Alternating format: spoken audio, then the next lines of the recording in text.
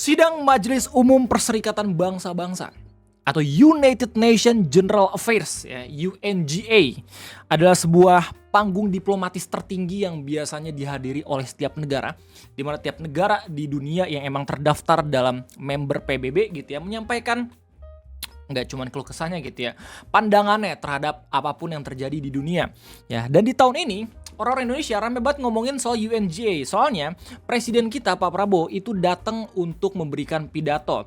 Setelah 10 tahun sebelumnya Indonesia jarang banget untuk menghadirkan presiden yang datang secara offline. Meskipun secara data Pak Jokowi tetap datang 2 kali secara virtual ya. Dan di video Ngopi Kesempatan kali ini kita bakal ngomongin soal sidang PBB ya. Apa itu sidang PBB dan kenapa ini lagi rame banget diomongin, dan kenapa orang-orang tuh nyoroti pernyataan dari Pak Prabowo. Soalnya UNGA yang sekarang itu temanya sangat amat penting gitu ya untuk kita tahu, yaitu Better Together 80 Years and More for Peace, Development and Human Rights.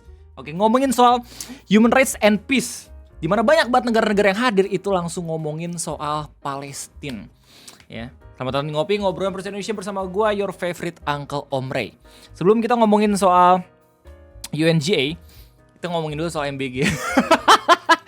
Soalnya pas banget gitu ya, waktu gue pengen record video ini, tiba-tiba gue baca berita dari Vereditum yang biasanya nge-cross check tentang berita-berita lain yang ada di internet gitu ya. Katanya ada keracunan lagi MBG ya di Bandung Barat sampai 411 orang. Dan gara-gara kejadian ini, maka pemerintah Bandung Barat itu menetapkan status kejadian luar biasa. Baru aja kemarin kita ngomongin soal MBG gitu ya, concern gue terkait MBG.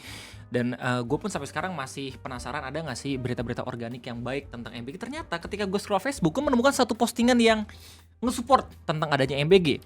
Ya, postingan dari Ibu Nuryanah, gue gak tahu apakah dia benar organik atau kreator Facebook gitu ya. Beliau sendiri bilang kayak, ketika ada yang bilang mending kasih uang aja biar orang tuanya yang masak, beliau langsung bilang kayak, yakin uang 10k dibelikan lauk untuk makan anak oleh orang tuanya. Ini menarik banget nih. Ini pernyataan dan pertanyaan yang menarik banget. Beliau bilang yakin uang 10k dibelikan lauk untuk makan anak oleh orang tuanya. Nah, kalau misalnya gue jadi orang yang ditanya sama beliau, gue bakal nanya balik ke beliau, apa ada alasan kenapa orang tua itu nggak membelikan lauk setelah dikasih 10.000? Pasti ada alasannya dong ya. Mungkin aja uangnya dipakai untuk kebutuhan yang lebih urgent, mungkin aja dipakai untuk makan sekeluarga gitu ya dengan lauk seadanya ya, karena bahan pokok sekarang mungkin udah susah buat dibeli dan masih banyak lagi gitu loh. Apa bisa uang 10k dapat lauk dan buah setiap hari? Ini pertanyaan yang menarik lagi. Karena apa? Karena Bu Nurena tahu kalau misalkan uang 10k aja sekarang udah susah buat dapat lauk dan buah setiap hari gitu loh. Apalagi cuma 10.000 rupiah men. Ya sih, dan ini dikasih cuma sehari sekali. Padahal kalau misalnya dalam rumah tangga gitu ya, otomatis ada orang tua, ayah, ibu, terus anak gitu ya. Mungkin anaknya 1 atau 2 gitu. Tapi imagine sekarang kita bisa tahu kalau misalnya kondisinya seperti ini.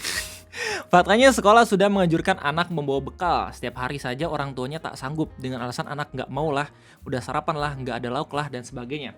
Kalau misalkan gua yang emang ditimpa dengan pernyataan ini, ya, gua langsung mempertanyakan balik dengan bilang kayak, emang masalah ya? Ketika orang tua nggak mempersiapkan bekal sekolah kepada anaknya, emang itu bermasalah ya? Maksudnya sebelum adanya MBG, gue rasa hal itu nggak dipermasalahin nggak sih? Mau itu ada bekal atau kagak, ya itu pasti kebijakan dari setiap masing-masing keluarga. Ya kalau misalnya emang pengen tetap hygiene dan emang sehat atau hemat gitu ya, bisa langsung dibekelin. Tapi kalau misalnya kagak, ya udah, tergantung dari keluarganya masing-masing. Ini seakan-akan jadi masalah baru ketika emang ada MBG gitu loh. Ini padahal masa ini nggak usah diperdebatkan gitu. Terus bilang kayak, jadi kalau menurut Bu Guru apapun yang diberikan tetap wajib bersyukur. Ini bener banget ya. Pokoknya apapun yang diberikan sama Tuhan gitu ya, kita harus bersyukur gitu. Ini pernyataan yang nggak harus diperdebatkan. Terakhir yang paling menarik adalah, alhamdulillah anak-anak murid Bu Guru hanya 10% yang tidak mau makan di sekolah. Lainnya masih lahap menikmati. Bahkan Bu Guru yang kadang gak sempat sarapan bisa menikmati makan bersama anak. Ini romantisasi yang menurut gue harus kita cermati bareng-bareng ya. Karena meskipun terlihat sedikit 10%, tapi kalau misalkan kita cek total anggaran dari makan bergizi gratis untuk 1 tahun aja ya, untuk 2026, berdasarkan berita dari Kompas, itu bisa nyampe 335 triliun. Yang mana 223 triliun itu ngambil jatah pendidikan. 10% orang-orang gak pada makan MBG aja, itu berarti udah kehilangan 33,5 triliun. Dan itu uang yang sangat amat banyak. Kalau misalnya dikonversi menjadi miliar itu menjadi 33.000 miliar. Mungkin kalau misalnya lihat dari presentasi, orang gak mau makan 10% dong, gak apa-apa. Tapi kalau misalkan semua sekolah ngelakuin hal yang sama ya, berarti udah rugi 33,5 triliun. Kalau misalkan ini program pemerintah untuk pembangunan gitu ya, gue yakin ini bisa jadi kasus korupsi atau ini bisa jadi kasus kerugian negara gitu. Tapi masalahnya MBG ini pengawasannya kita masih belum tahu, sampai pada akhirnya ada kerugian sampai 33,5 triliun aja. Ya ini tapi masih opini gitu ya, sama asumsi dari Bu Nurianah gitu. Harusnya ini udah bisa dikaji gitu loh. Apakah sudah layak untuk dihentikan atau tetap dilanjut tapi dengan pengamanan yang sangat amat ketat gitu. Yang bikin gue agak sedikit nyeseknya adalah 223-nya itu ngambil dari jatah pendidikan. Seharusnya anggaran pendidikan itu nggak tiba-tiba dibuat untuk menjadi program yang membuat lapangan pekerjaan, apalagi mengambil bisnis dengan membuat sistem mitra. Ya, anggaran pendidikan harus pure untuk pembangunan ya sekolah ataupun ya sumber daya manusia kita agar semakin terdidik, tapi pada akhirnya dipakai untuk ya buat lapangan pekerjaan yang seperti ini. Notabene nanti kalau misalnya pada akhirnya presidennya ganti ya, sekali lagi gue harus kasih tahu di video ngopi sebelumnya gue udah kasih tahu ini gitu ya, ini jadi masalah lagi. Dan sangat amat wajar kalau misalnya pada akhirnya orang-orang yang ngebela MBG ini adalah orang-orang yang bekerja di MBG ini. Di Pilpres pun nanti bakal kayak gitu juga, yakin gue. Jadi ya concernnya banyak. Semoga pemerintah bisa melihat kalau misalnya ini butuh evaluasi dan seenggaknya tuh ya emang harus benar-benar serius dalam membuat program makan bergizi gratis ini sukses dan bisa ngebuat masyarakatnya bahagia gitu. Oke, kita balik aja ke dalam topik utama. UNGA atau United Nations General Affairs diadakan tiap tahun, buat sama yang nggak tahu gitu ya. Jadi tiap tahun itu diadain sama PBB, tapi nggak diwajibkan untuk presidennya datang. Ya, orang-orang mempermasalahkan kayak, oh presiden dulu Jokowi kenapa nggak datang gitu ya? Datangnya cuma virtual doang, takut ya kalau misalnya pidatonya bahasa Inggris. Ya emang nggak wajib sebenarnya presiden datang gitu. Tapi ketika presiden datang, ya itu bisa jadi concern yang lebih tinggi lagi karena kepala negara dari suatu negara itu bisa datang. Nah, Pak Prabowo di tahun ini itu datang bersama beberapa perwakilan-perwakilan, lu bisa lihat sendiri dari berita-beritanya gitu ya, di mana beliau ngasih tahu beberapa hal ya concernnya terkait permasalahan dunia. Kita bakal baca bareng-bareng kita bakal nonton bareng-bareng karena ini pernyataan Pak Prabowo ini lagi banyak banget didiskusin sama orang-orang di media sosial ya. Bahkan kalau misalnya gue dari beberapa postingan cuman dikutip beberapa detik doang, padahal kita harus benar-benar tahu full konteks biar seenggaknya nggak tergiring sama opini ya. Pidatonya itu lo bisa lihat dari berita Kumparan dengan judul Pidato Presiden Prabowo di KTT Two State Solution PBB, di mana beliau akui Israel bila sudah akui Palestina dalam pernyataannya. Nah, dari judul berita ini lu pasti bakal tahu ya alasan kenapa orang-orang pada akhirnya ngomongin soal pernyataannya Pak Prabowo ya, karena ini ngomongin soal Palestina dan juga Israel. Seperti apa fullnya kita bakal lihat bareng-bareng lewat berita ini. Let's go. Oh ya, by the way izin dulu kalau misalkan nanti gue bakal coba buat post dikit-dikit, soalnya takut lupa apa yang pengen gue omongin, oke? Biar menghindari copyright juga dari PBB. Let's go. Seperti kondisi Gaza dan apresiasi negara-negara yang telah akui Palestina. Oh iya bentar, ini musiknya kayak musik Infraction nih. Prabowo jadi kepala negara kelima yang berbicara di KTT Two State Solution. Begini pernyataannya. President Emmanuel Macron, President of the French Republic. Iya, menyambut petinggi negara dulu ya. Prince Faisal bin Farhan Al Saud, Saudi, Foreign Minister of the Kingdom of Saudi Arabia, as the co-chairs of this distinguished bersama pertemuan terhormat ini. Oke, jadi kita ketua pelaksana ini ya, hariannya ya. Co-chairs, excellencies, distinguished representatives of the United Nations. I wish to extend menyampaikan penghargaan yang our setinggi deepest appreciation and highest regards untuk to the penjelasan acara governments of ini kan. France and the Kingdom of Saudi Arabia for their leadership in convening this important deliberation. Oh ya, by the way, ya, sorry gue pause. Acara ini diadakan di New York kalau nggak salah, ya nggak sih? Acaranya diadain di New York dan kemudian ada Trump juga hadir. Dimana kalau misalnya ngebandingin antara apa yang dibicarakan sama Pak Prabowo dan juga apa yang dibicarakan sama Donald Trump gitu ya, buset, Donald Trump tuh benar-benar berani banget anjir ngomongin soal apapun ya, dan itu kontroversial parah. Yang mana saking kontroversinya gue mendengar kabar kalau misalkan ketika kita trash talkingin apa aja yang dia omongin, terus kemudian kita reaction di YouTube gitu ya, maka katanya video yang di YouTube-nya itu bakalan di take down. Gue nggak tahu itu apa bener atau salah gitu ya. Gue nggak pengen nguji juga gitu karena kita bakal fokus ke pernyataannya Pak Prabowo sendiri, yaitu presiden kita. Let's go. Oh ya, fun fact aja, ini katanya pidatonya disanjung juga sama Donald Trump gitu ya. It is with a heavy heart that we recall the ongoing unbearable tragedy in Gaza. Ya, jadi langsung ngomongin soal permasalahan di Gaza. Thousands of innocent lives, many of them women and children, have been killed. Famine looms. Human catastrophe is unfolding with our eyes. We condemn all acts of violence against innocent civilians. Therefore, it is today with dignity that we gather to take our historical responsibility. This responsibility speaks not only to the fate of Palestine, Nah, pernyataan ini baru akan memulai diskusi orang-orang.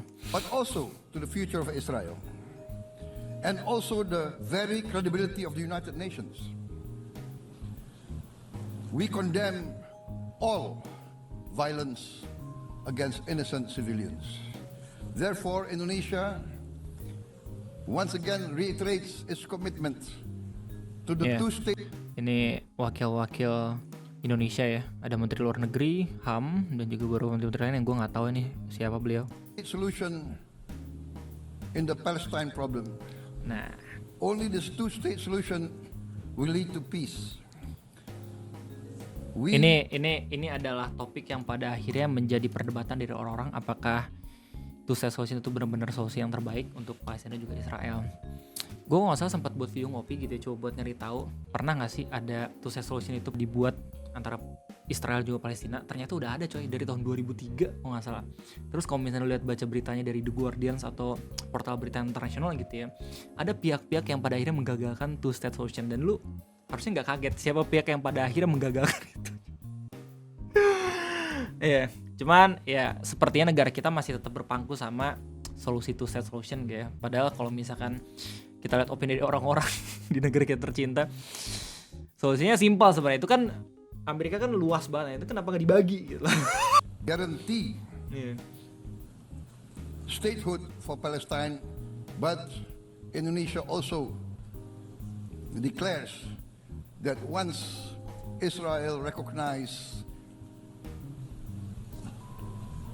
the independence and the statehood of Palestine, Indonesia will immediately recognize the state of Israel, and we will support all guarantees for the security of Israel.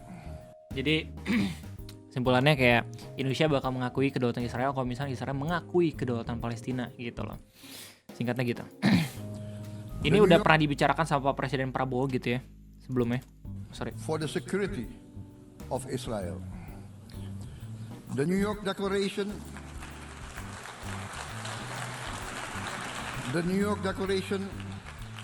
has provided a peaceful and just pathway towards peace. Statehood must mean peace. Recognition must mean a real chance towards lasting peace. It must be a real peace for all sides, for all parties.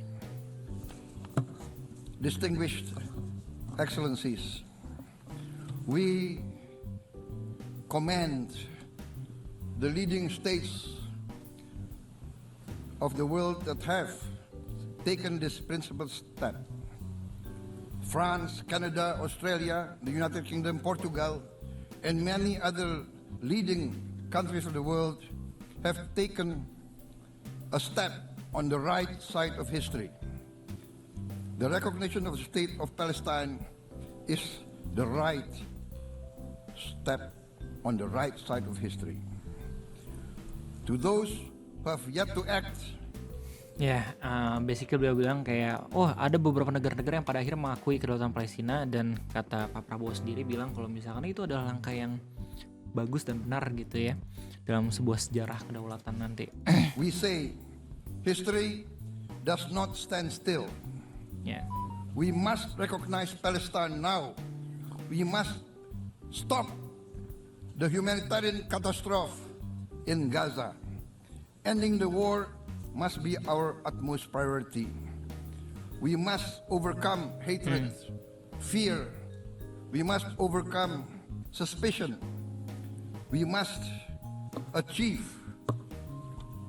the peace that is necessary for the human family. We are ready to take our part in this journey towards peace. We are willing to provide peacekeeping forces.